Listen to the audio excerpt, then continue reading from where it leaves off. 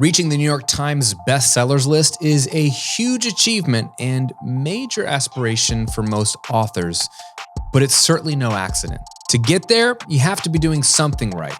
And what that is, I want to find out. I'm Graham Cochrane, and in each episode of How to Become a New York Times bestselling author, I'm having conversations with some of my personal favorite authors, all of whom have reached the pinnacle, as I seek to learn exactly what steps they took and what strategies they implemented to get their book to the top of the writing world, and more importantly, get their message out to the most people possible. And if you want to support me in my author journey, pre-order my book now, How to Get Paid for What You Know. It's available at Amazon or wherever you like to buy books. And I'm also including over $100 worth of pre-order bonuses if you take your receipt to grahamcochrane.com/book and sign up there. Now, today's guest is Jon Acuff. Jon is the New York Times bestselling author of 7 books, including his most recent Soundtracks, The Surprising Solution to Overthinking. Published in more than a dozen languages, his work is both critically acclaimed and adored by readers. When he's not writing, Acuff can be found on a stage as one of Inc.'s top 100 leadership speakers. He's spoken to hundreds of thousands of people at conferences, colleges, and companies around the world, including FedEx, Nissan, Microsoft, Lockheed Martin, Chick-fil-A, Nokia, and Comedy Central. Known for his insights wrapped in humor, Acuff shared the stage with an American icon when he opened up for Dolly Parton at the Ryman Auditorium. For over 20 years, he's also helped some of the biggest brands tell their story, including the Home Depot, Bose, and Staples. His fresh perspective on life has given him the opportunity to write for Reader's Digest, Fast Company, the Harvard Business Review, and Time Magazine. He lives outside of Nashville, Tennessee with his wife, Jenny, and 2 teenage daughters. Now, Jon and I sat down recently, and in our conversation, when we started to talk about writing, he shared why it's harder to actually keep your voice than it is to find your voice. He described how he transitioned from being a copywriter for corporations to blogging and then to becoming a published author. He shared how to break into public speaking if you're starting from scratch by leveraging your online platform, the audience you already have. How he's using 5-day challenges right now instead of webinars to sell copies of his book online. We talked about why you can and should repeat yourself often when posting content online. And in the end, we talked about having the courage to chase your dreams, even if you feel guilty doing it.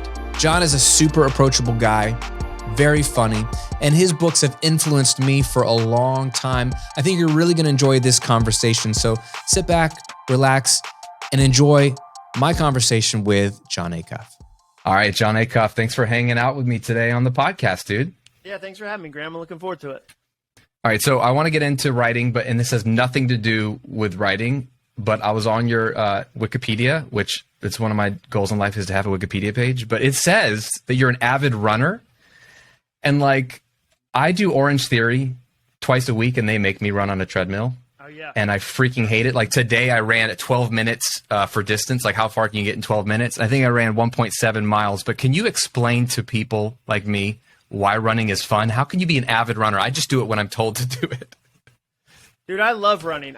For years I hated it, but then I realized here are the reasons I like running. I can do it anywhere. So when I travel, I can do it anywhere. I don't have to look. I don't have to drive anywhere. I can bring it on the road easily. It's a pair of shoes, a pair of shorts, shirt. Super easy. I can run out my front door and do it. I don't have to drive anywhere. There's very little exits for me to go, I'm too busy, too whatever. I get a maximum amount of endorphins from minimum effort. So I tried cycling, but dude, I'd have to go 30 miles to get the endorphins I needed. And I didn't have the time. The other reason I like it is like I've never had a flat tire in my shoe. Like I've never had to on the side of the road as cars whip by try to change a delicate Italian shoe. Like it's not, shoes are they're $150, $200. They're not expensive. And then there's a good community. And I think you can do it late into life. And so, yeah, and there's there's tons of races. There's some sports that are so obscure. It's like, I got to go to Boulder, Colorado to do the competition. Like, forget it. There's a turkey trot on Thanksgiving. There's a 5K everywhere. Right. So yeah, for me, and then I run the same route over and over. So it's a way to turn off my mind. So I'm not like one of these dudes that's like, I got to run somewhere beautiful. Nah, I can listen to a podcast. I can listen to a book on tape. I can work out a book idea like in a couple of miles. I ran this morning at 5:45 with a neighbor. It was a great chance for us to connect. And so, yeah, it's my jam. It's not great for your knees. I mean, I think swimming's way better. Yeah. Rowing, I think, is really good too. And I did Orange Theory for like 2 years, really liked Orange Theory. So, but for me, yeah, I enjoy running. That's awesome. Yeah, I got into cycling for a while because my buddy is a pro cycler turned cycling coach, and I loved it, but it was like, I can't be gone for 3 hours every week. Dude, you get hit by cars. You get hit by cars as part of that sport. I think if you live in Florida and you ride a bike, like, it's a law that you should be hit. They train drivers to hit people. Like, I don't like that. Like, a friend of mine got hit 3 times, and his parents eventually bought him a mountain bike and were like, hey, we need to have an intervention. So, like, get off the street. And bike riders are so used to it, they barely talk about it like it was exciting. They're like, yeah, I mean, I got hit by a car. And you're like, what? I would tell that story every dinner party ever. So, yeah, absolutely. That's, I have my dad cycles. I have a bunch of friends who cycle. But for me, like, running I love it. Is my jam. Dude, I love it. I appreciate it. I saw that and I was like, dude, runners, I want to understand what's in the mind of a runner. Sure. But dude, that all makes sense. That all makes a lot of sense to me. I'll get there one day. Bro, let's talk about, so your book, Start. This is the book, and I was telling you before we went recording that it's the first time I was introduced to you. I reread it like every couple of years. It's so refreshing. But one of the things you say, in chapter 2, man, this like spoke to me, and I find it in my students who are afraid to start a business. You're talking about fear, obviously, but you say fear tends to, you said it's schizophrenic, and it tends to argue both sides of the coin, leaving you absolutely no room to stand. Here are the 2 complete opposite things it will tell you. Don't chase your dream at all. And then if you chase your dream, you have to do it all at once. That was so, I'm glad you said that, because I felt like it gave me permission to feel like the way I felt, which is either imposter syndrome. I'm afraid to do this. So in this case, with this podcast, so afraid to start writing. It was so much easier. Like, I don't want to write a book because I've never done that before. I've already had some success over here. It's probably easier if I just do what I'm doing. And so there's the fear. And then with the moment I'm like, I think I want to do this, I'm like, it has to happen now, and it has to be amazing, and have to be a New York Times bestseller. Hence why I'm trying to learn how to do that. But can you talk about just that 2 sides of the coin, and like when you wrote that, have you felt that in your own life, and where was that most pronounced in your life? Yeah, I mean, I think most of the, I would say all the things I write about, I've experienced myself. So I try to write from the trenches. If it's a fear, if it's a challenge, it's an opportunity, like, I try to write from some degree of personal experience. So yeah, I've definitely felt that. I mean, I have a podcast. There's an example. I have a podcast called All It Takes Is a Goal, and it's about goal setting and goal achieving.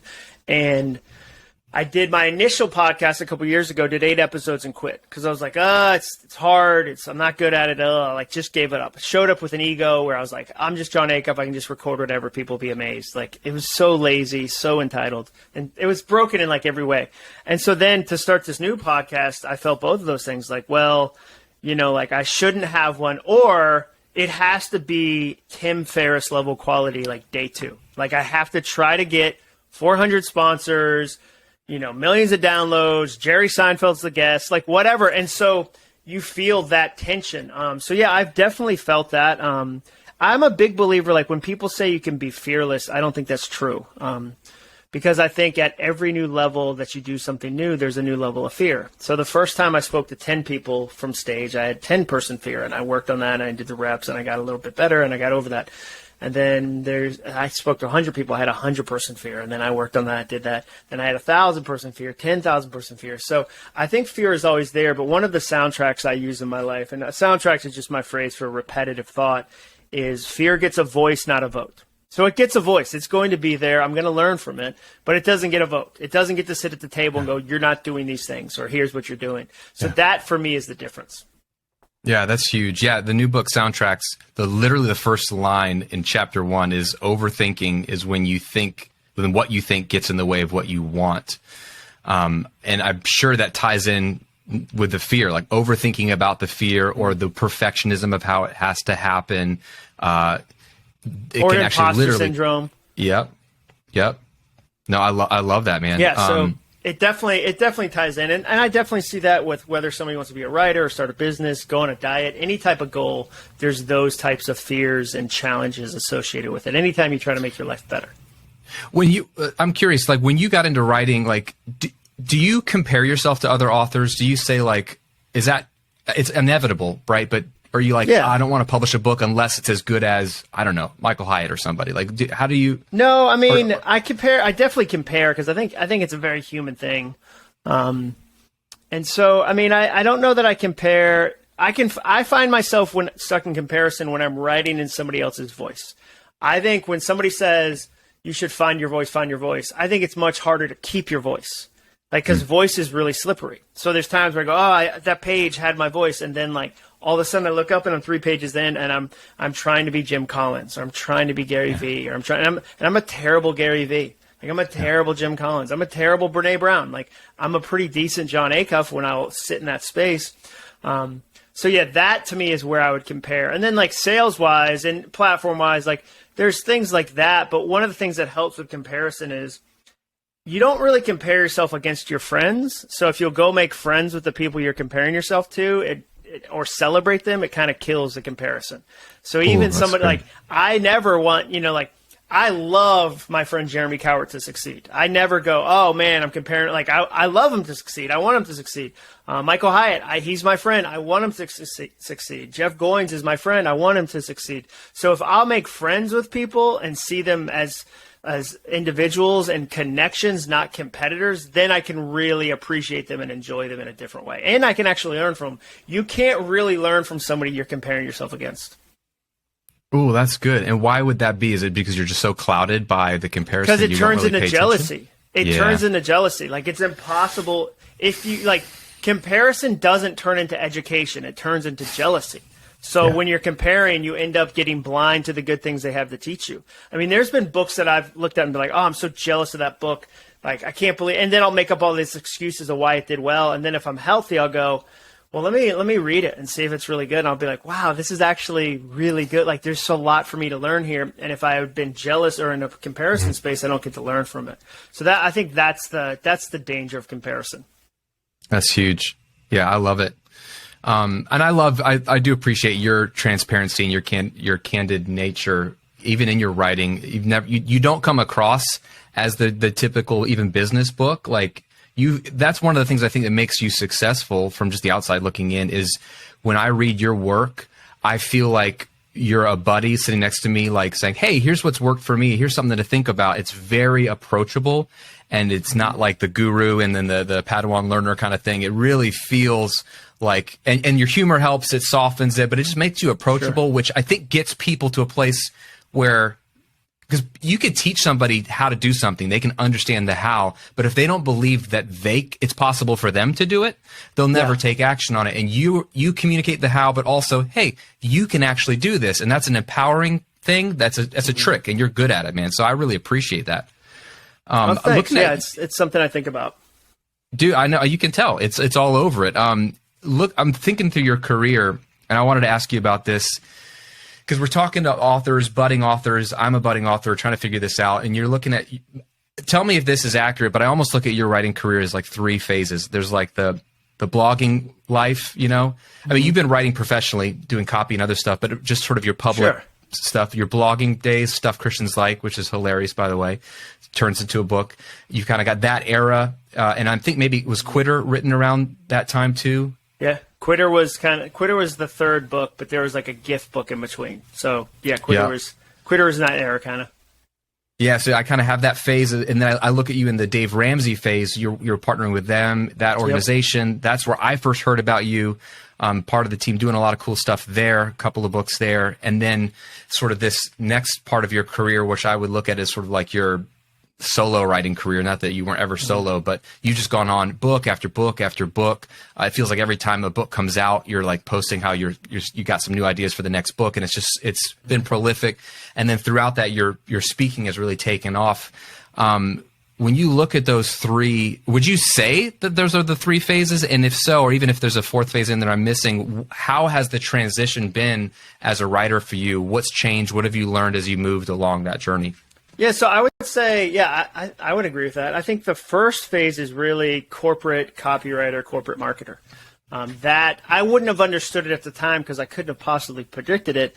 But that preparation, so like I'm writing headlines for Staples, I'm writing headlines for the Home Depot, I'm writing ad copy or product copy really for Bose. I'm doing advertising, or I'm writing like copy for Chick-fil-A, like all these brands, so that like that's what a tweet is. A tweet is a dope headline. That's what a slide, like when I speak, like when I do some summary about empathy and I say the way to have empathy in a speech that I'm given to like Comedy Central or Microsoft, and I say, read less minds, ask more questions. That's essentially a headline. Like read less minds, ask more questions. And then I thread it with a joke and say, I know it should be fewer minds, not less, but grammatically, but less was a better rhythm, and rhythm is a dancer. So I went with less. So like I'm adding stuff to it conversationally. But so I would say the first was that. And that actually really prepared me to speak in corporations, that I've got that, like I worked in a bunch of corporations. So I feel very fortunate to have had that experience. And then there's the blog kind of, I get to have a voice online experience, which is stuff Christians like. And then there's the Dave Ramsey, like, holy cow, there's this whole world where, I tell people I went from speaking to 800 people to 8,000 people in a month. Like when I got there, he was like, hey, essentially, we're going to throw you in the deep end. Let's see if you can swim. Wow. And just so many opportunities, it was a greenhouse. Like it was a greenhouse where you just got to learn. And so that was a phase. And then, I started my own company 8 years ago. So that's been a phase. And I would say I'm entering the next phase, which is, okay, here's who I'm really trying to serve. This is what I'm really trying to do. I've got a podcast. I'm going to, I need to figure out the next level. And I've got a couple of those pieces in place. But I would say, so I feel like I'm in the fifth phase. That's awesome. What would you say, so what is the next phase going to look like? Like, I know the podcast is new. I'm excited about that. All it takes is a goal. So the next phase looks like a lot of clarity. So the next phase looks like saying no to a lot of stuff. Mm-hmm. The next phase looks like going, okay, here's the type of life change that I think is really fun to be part of. So I'm going to stick on soundtracks for a while. Like I know I'm going to stick on that one for a while. Because I've never had a book that people got so quickly. Like if you read it, if you even just listen to a chapter, you go, I can see that. And I can see soundtracks at work. I can see them in my family. I can see them in my marriage.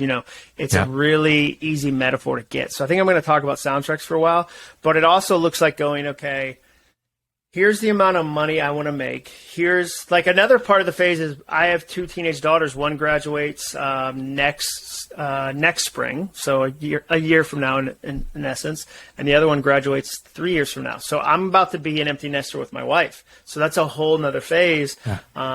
I'd also be foolish not to pay attention to like public speaking changed in the last year and a half, and is going to continue to change. There's going to be virtual. So like, okay, well, what does that look like for my business? So and then like hiring a team and going, here's what we're going to focus on. Here's what we're going to refine. So I now have like 7-year goals where I'm like, okay, in the next 7 years, at the end of 7 years, I want 1 million people that I'm able to serve. Like, cause if you have 1 million people, you can do whatever you want. You can do absolutely anything you want. Which my favorite example is Mr. Beast on YouTube. Like, number one YouTuber, he's drop shipping cheeseburgers right now. He has a really successful cheeseburger company. That dude didn't get into YouTube to sell cheeseburgers, but it doesn't matter. If you have 20 million people, like he's making cheeseburgers in ghost kitchens across the country. Most people don't even know that. Like he doesn't own any restaurants. He had Buco di Beppo, an Italian restaurant.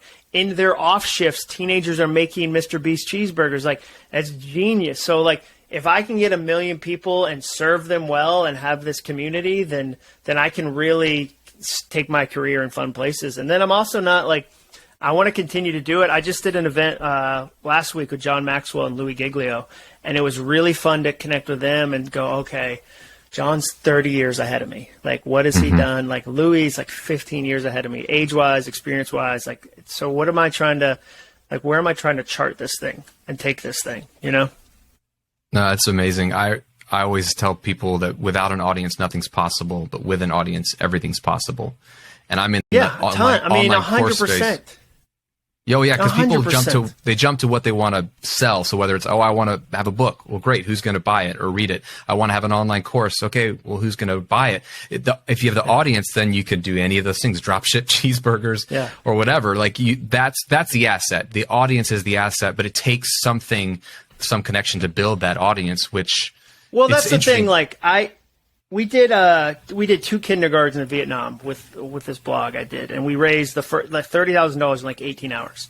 And people were like, "How do you raise $30,000 in 18 hours?" And I was like, "Well, you spend 18 months creating free, fun content for people first." Like, it wasn't that I just was like, "Oh, hey, I need you to give this money to this thing." It was like we had a relationship, and so I feel that about the audience. So I feel like the next phase for me is really serving the audience. Really, I just had a fun call with my buddy Rory Vaden, and he was like, "Man, young kind of like," and he described himself this way: "He's like, you try to build your platform, your thing, and it ends up being so hollow." And he was like, "When I hit the New York Times list, I was like, oh, like I've already hit this thing. Like, what's the next thing?" And there's always has to be a next thing. He's like, "But if you serve people, if you make it about other people, it changes everything." And I think that's true. So that's what feels like the next phase. That's awesome. I love it. Can you speak a little bit to your speaking experience? So one thing that I selfishly, personally love doing is talking to people, connecting, empowering, and I'm doing it a lot online. That's the platform that I was given early on. Done a little bit of public speaking on stages, not much, but I grew up as a musician and in theater, like love being on the stage. So I actually love like the live environment. And then I got into communication and education, never thought I would. So in my mind, speaking is something that I would just love to do. And as I'm getting into publishing a book and hopefully multiple books, I want opportunities to speak. So I want to pick your brain for myself, or really for any budding authors or content creators who are like, "Hey, I don't need to speak, but I'm thinking about adding that." And now that virtual has gotten a lot more mainstream, what would you say for someone like me? How do I think about either, is it starting to think about crafting what is a signature talk, like think about the talk itself that you're shopping around, or then how do you start to get your foot in the door in speaking engagements where I know you have to work your way up, but what is kind of a path for someone like me to get into that? Yeah, I mean, I think a big part of it is you have to let people know you do it. So it's like anything else. Like, do they even know you do it? And so I think you have to, it's kind of like a couple different trains leaving the station at the same time. Like, you have to have content that you can speak on. Like, having a book is super helpful. You don't have to have a book, but it's one of the ways. So having a book is super helpful. Developing the content, doing some free gigs to get the reps in, and maybe even get the video. Like, like having some good video. You can do a trailer. Connecting with speakers bureaus is another one. Like one of the ways, kind of the back doors into a speakers bureau is to go, "Hey, I've got this opportunity to speak at an event. Would you would you negotiate this for me?" Like, you are essentially bringing them a lead. And that's a great way to go, "Hey, I'm bookable. Like, people want to book me. They might be able to get you more money than you would have gotten yourself." And it tells them like, "Oh, okay, this person's willing to play ball. Like, they're willing to, versus, because speakers bureaus get hammered with like, not resume, that's the wrong word, but like speaker trailers, emails, all this like, "Hey, book me, book me, book me." But if you do that and go, "Hey, I'm bringing money automatically to the table, like I'm starting the relationship with that," I think that makes a huge difference. But again, it's about like, it's like anything else. I would start in my town. Like, we talked about you have, nonprofit leadership event. Like, you start by going, "Hey, I've got this great thing I do. Can I come teach a free breakout?" Like, if the content's great and you're going to show up and you're going to super serve and it doesn't hit their budget, like, go do the free breakout and like then use your platform to sell tickets to the thing. Like, be a partner with that event. So they're like, "Dang, Graham was like on our side." Like, he really went above and beyond. Like, because if you said, you specifically, if I was a small event and it was leadership or whatever space you were trying to get into, and you said, "Hey, I got 600,000 YouTube subscribers, I got 300,000 email followers," whatever the number is, I would love to teach a free breakout and promote the heck out of your event to get people to come to it. Like, there's no smart event in the world that goes, nah, we don't want you to tell a bunch of people about it. Like they would go, wait a second. And if they can tell you're not crazy and like you're going to deliver great content and you're going to like, that's the kind of stuff like it's kind of almost like doing a really good internship. And that's where you start to go, okay. So that would be my first thought. Dude, that's brilliant.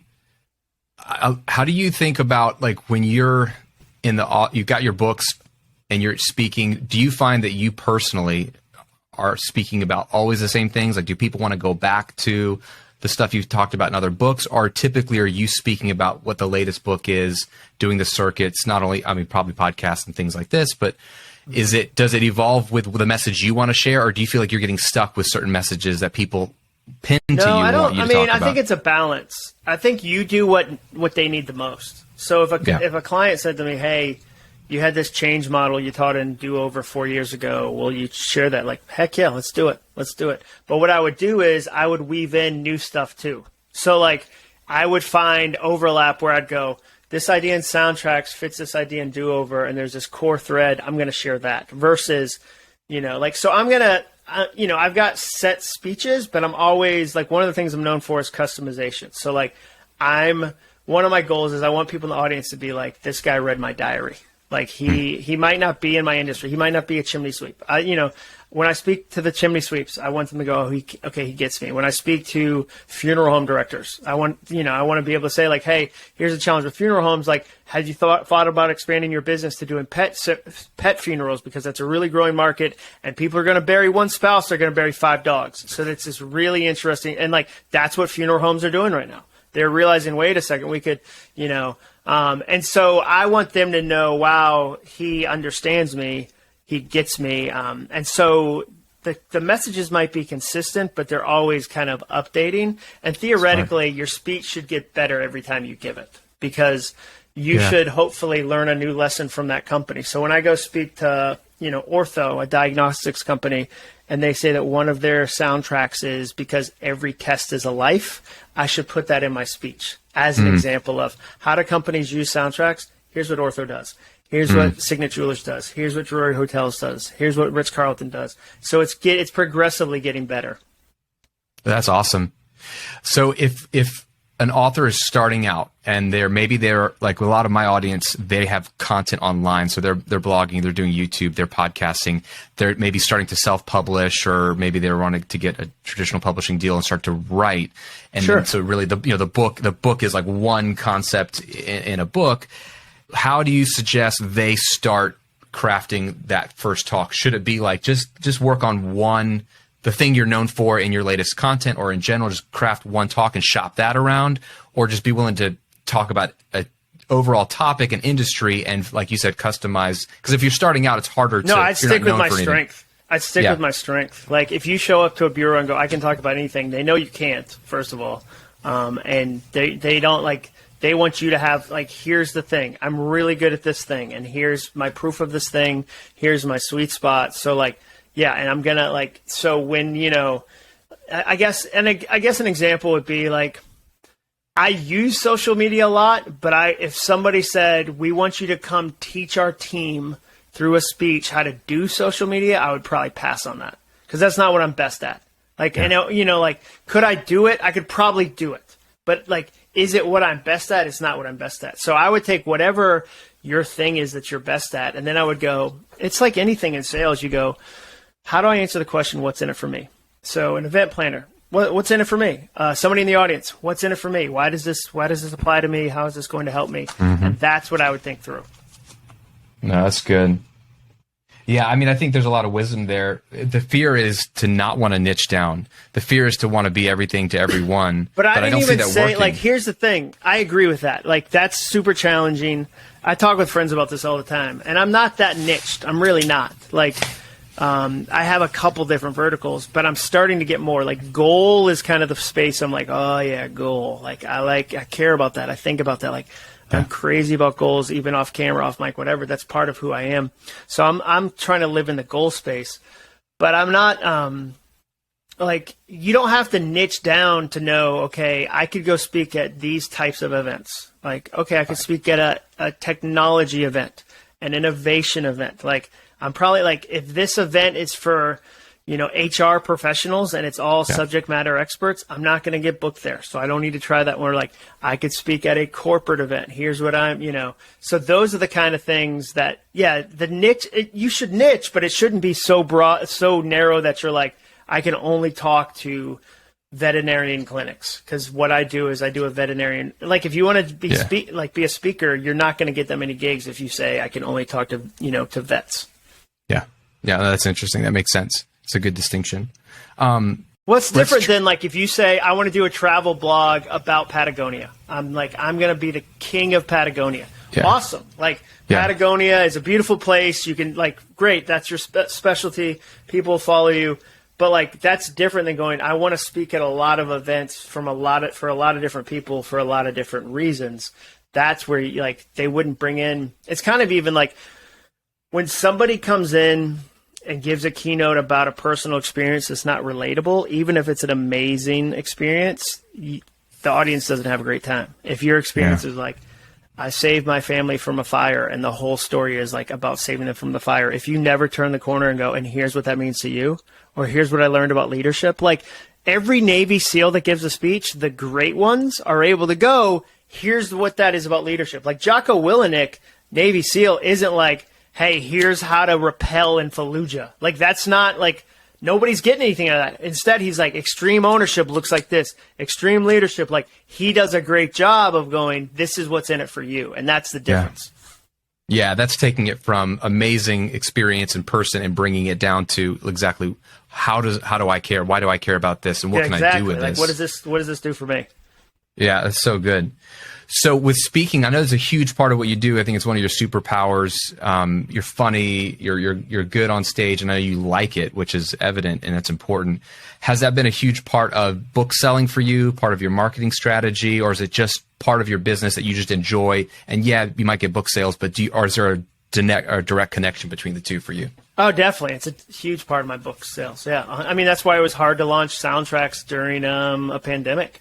So I was thrilled we hit the Wall Street Journal list, I should say, with soundtracks, because we were missing probably 50% of the sales we had for Finish. 50% of the first week sales were represented by events. So remove those events and to still hit the list was really challenging but really fun. And so it's a big part of what I do, and just people knowing that that I create content.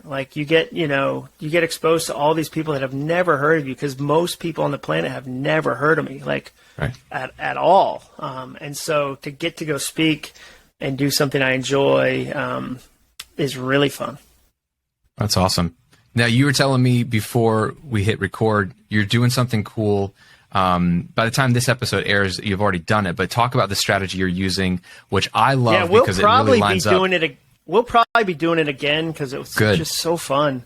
It's if you go to acuff.me/challenge, basically there's this guy named Pedro Adao, ADAO, totally check out his stuff. But he teaches this challenge model where you basically teach online for 5 days, and it's really intense content. It's an hour a day. It's free. And you find all these unique ways to go, okay, here's my message. Here's what I'm teaching. So the first one we did was overcoming overthinking.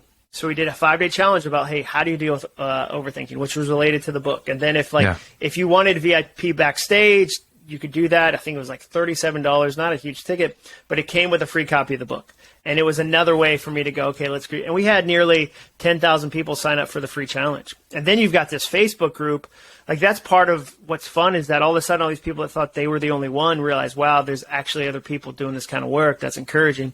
So the one we did most recently was on perfectionism. So we did one called Beyond Perfect. And so I'm probably going to do one of these every 3 or 4 months, because it's just such a great way to serve a ton of people. You get to share a ton of content. It's essentially 5 live events for free. And the key there, Pedro, the way he told me, he was you got to move your free line deep into your best content. Audiences are overwhelmed with the webinar model where it's 40 seconds of content, 90% of selling. So I really try to go above and beyond to create a bunch of great content. But yeah, I've never seen anything like it, and it creates a really good connection with you and a bunch of people. So yeah, it was just win on every level. So yeah, all credit. I didn't come up with it by any means. Pedro, my buddy Pedro Adeo, we're in a men's entrepreneurial prayer group, was just like, hey, you should try this, and it just like blew my mind. Yeah, and if you go to acuff.me/challenge, the next one's probably available right now. And from your back end, so you're delivering a ton of value, a lot of content, and then it's ultimately just pointing to the book for you, right?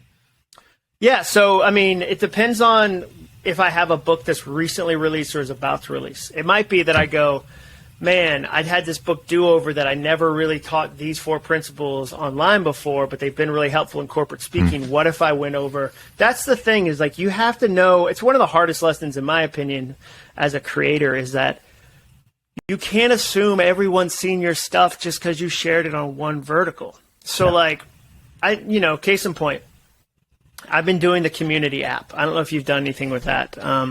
Super fascinating. So essentially, community, it's this app that allows you to text people. The problem with text was always it was so expensive. It was a great way to communicate, so expensive. They'd be like, yeah, it's like 10 cents a text message per person. So if you had 100 people on your list and you texted them 3 times a month, like, you do the math, it starts that up.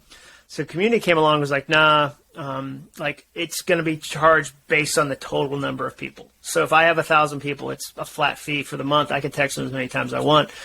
And so I'm like, oh man, I'm going to build a text list. Like, that'd be super fun. And it'd be like Twitter before Twitter got garbage, like, where I could just text people. Yeah. I can see the text messages. I'll respond to a bunch. Like, I can't respond to all of them. And so, like, my number, I'll just share it now, is 615-398. We'll put this in the show notes, I guess. 615-398-6873. 615-398-6873. And somebody the other day was like, oh man, I already saw this idea on Instagram. And I was like, well, here's the thing. This is an Instagram. And I was like, you take the content where people are. Like, if you don't assume, hey, I shared it on this platform, so everybody come around. Like, that's not how it works. Like, you take it to where they enjoy getting content. So some of the people love community because they're like, you know what? I'm not, like, you and I both know people who are like, yeah, I'm off Facebook. Like, I don't like Facebook. I don't like, people quit Facebook. So if you're only a Facebook person, you're like, well, I guess I just lose access to all those people. But if you say, here's my core content, here's how I share it on multiple platforms, then you really get to serve people instead of going, no, there's one, like, I've already used it, it's old. Like, some of my most popular Instagram posts are screenshots of tweets that'll be tweets from like 3 years ago. And like, nobody's ever like, hold on.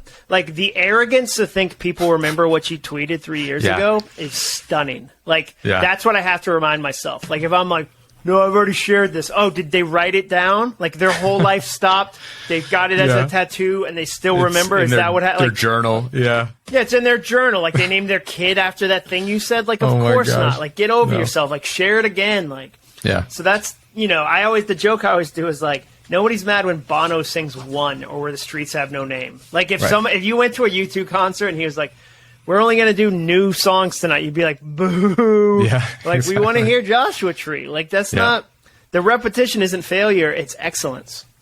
No, that's so good. I think Ramit Sethi said once, like, if you're lucky enough that someone gets to hear you a second time, you should realize you should be so lucky. Like, don't assume they'd even hear you a second time. What a great way to say it. Yeah, he's super smart.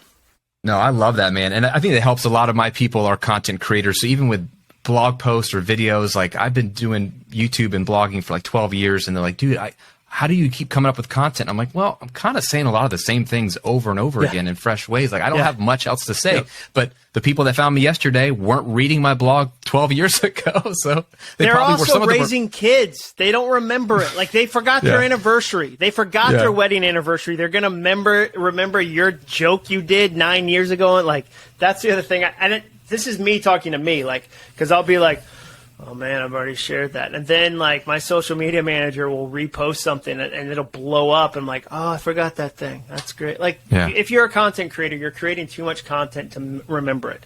It kind of reminds me of like, there's giveaways people do where they're like, hey, I'm giving this thing away. You just have to, send in your receipt number. Nobody checks the receipt number because that is a waste of time. If 1,000 people do it and 10 people rip you off, you'd rather just have those 10 people get the free thing than have to hire somebody to check, to cross-reference the receipts.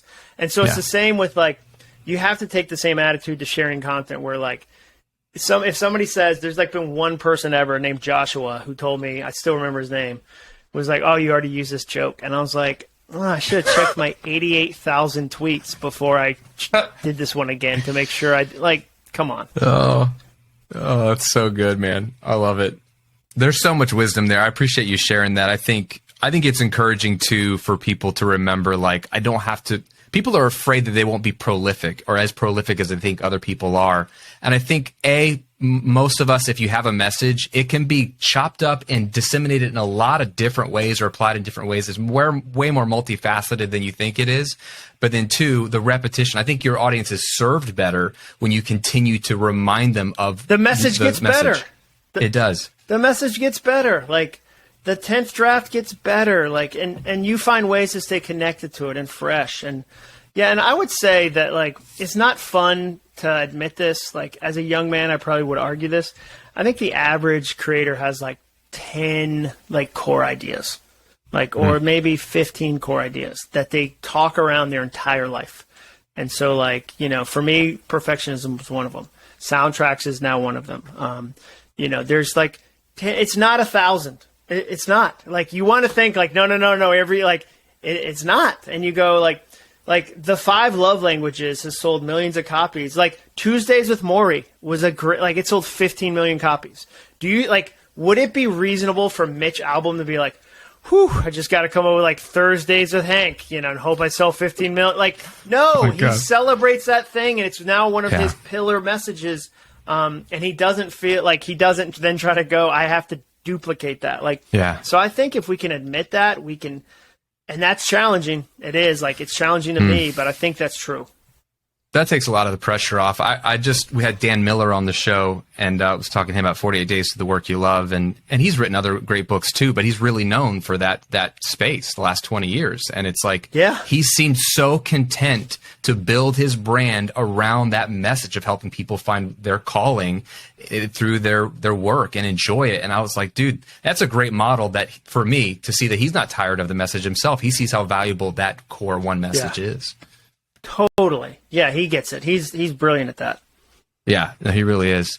Let me ask you, this podcast is called How to Become a New York Times Bestselling Author, and I'm asking everybody, but what does being a New York Times bestselling author mean to you? And you can mean nothing or everything or something in between, but when you first hit that list, like, was that a goal for you? How did you feel, or do you care? Do you not care? Like, I know it's just a yeah, I mean, name. I definitely cared.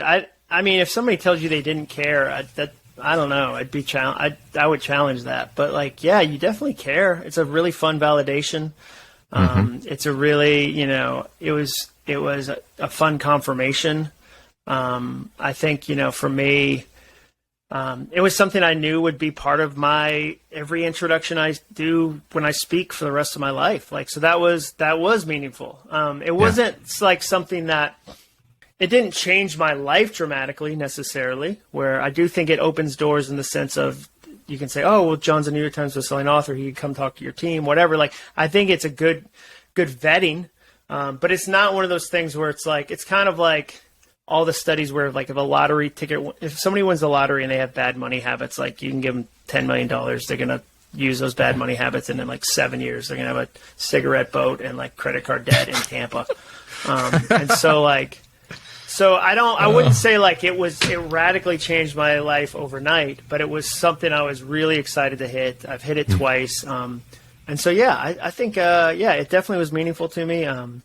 It definitely was something special, and I'm glad, I'm super glad I got to do it. I love it. I'm excited for you, dude. I wanted to just read this final quote that just spoke to me so many times, going back to the book's start again. You talk about dreaming, and you say the world's definition of dreaming is often incredibly selfish. It involves ignoring everyone you know and love, working on some private passion in the depths of your basement, going off on an adventure without anyone else, and then weeks later letting people know you're not dead.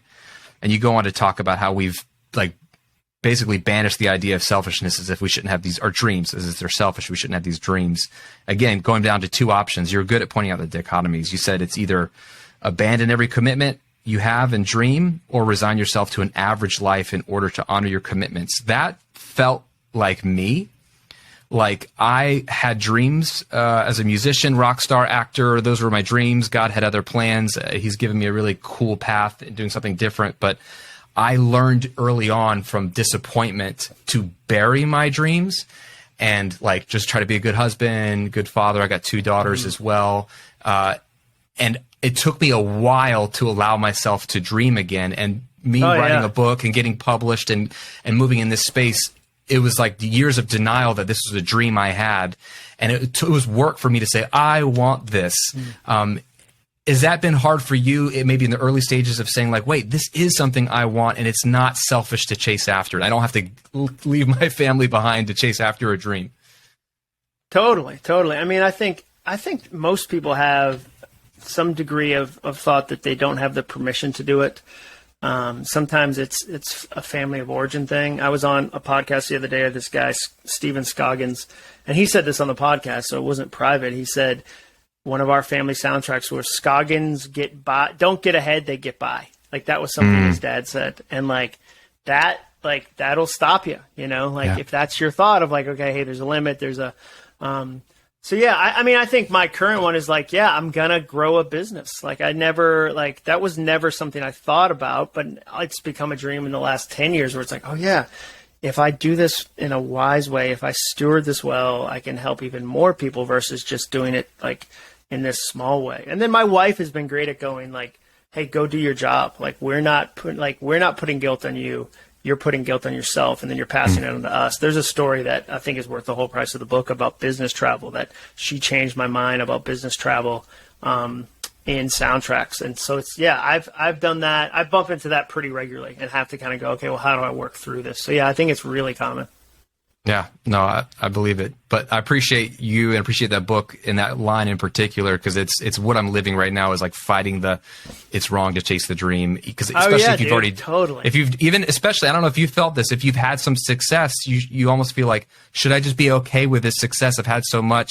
I shouldn't want to dream for something else that's new, right? Like, don't be greedy. Don't be greedy. Yeah. Well, and part of that, I mean, if we share a faith background, part of that is busted up evangelicalism, where it's like we act like that God was mad that the guy doubled his talents. He wasn't. Right. They threw a party. Like he was, he was like, way to go. Like, that's awesome. Like, come share in the celebration. And so I think, there's some of that has some broken, like faith interpretations in the background of like success is bad or sinful or, that kind of thing. So I know I actively work against that, where I'm like, cause I had a Christian musician say in Nashville where I live, if I bought a $75,000 Suburban, people would say, good for you. That's a great family car. If I bought a $75,000 BMW, Christians would say like, shame on you. Jesus rode a donkey. And like same price, different brand, different reaction. And so all that changed was the perception. So I think that we as believers should raise each other up and cheer and be like, go steward, like steward it, like steward that, like, multiply that's amazing versus going, well, I mean, it must be nice. Again, like I think Jesus owned a robe, but no, that's fine. That's fine. You're going to live on a river. Okay, fine. I mean, not everybody gets a river. But like, good luck with your river. maybe you could hold baptisms in it and redeem it. I'm just saying, it sounds fancy. Oh gosh, I could talk a million hours about that. Hey, thank you for bringing that up. You're 100% right. But thank you for fighting for that and for people to dream and for paving the way and doing it yourself, dude. I love that you're being 100% you. The world's better for it. Your books are amazing. Everyone listening to the new book is Soundtracks: The Surprising Solution to Overthinking. Jon Acuff, thanks so much for your time, bud. Yeah, thanks, Graham. I hope you enjoyed that conversation with Jon. I'm so grateful that he came on the show. I loved his insights and had some good laughs as well. be sure to pick up his new book, Soundtracks, The Surprising Solution to Overthinking. I also referenced the book Start a lot in this conversation. I think that is a fantastic read for anyone starting anything and dealing with imposter syndrome, fear. It's already been done before. How's this going to work out? Just a super encouraging and practical read. I think you'll love it. You'll laugh a ton too. Pick up Start as well. That was the first book of his that I read. And then go to acuff.me/challenge to check out his latest challenge and sign up for it when he's doing it next. And also, again, if you want to support me and my author journey as I try to hit the New York Times bestsellers list with my debut book, How to Get Paid for What You Know, go to grahamcochrane.com/book. You can pre-order it there or anywhere you buy books, and consider buying a copy for you and a friend who wants to start an online business or monetize their knowledge, passions, and skills. I'm giving away over $100 worth of bonuses. If you simply bring your receipt to grahamcochrane.com/book, you'll get 2 chapters of the book to read instantly and a bunch of other goodies that you can apply right away until the book comes out. It's just as my way of saying thank you for supporting me and supporting this book endeavor. Again, all of that is at grahamcochrane.com/book. Thanks for hanging out with me today. I hope to catch you on another episode of How to Become a New York Times Bestselling Author.